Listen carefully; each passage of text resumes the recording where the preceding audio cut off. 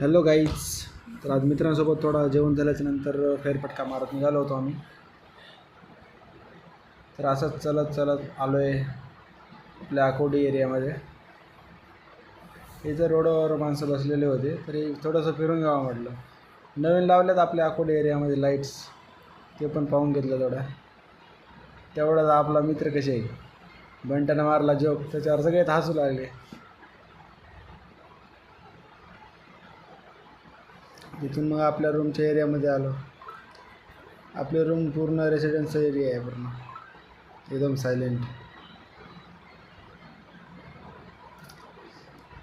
तर मित्रांनो पहिल्यांदा बनवतोय पूर्ण एकदम. तर बंटी म्हणला मी लॉक काढतोय. बंटीने काढलं लॉक.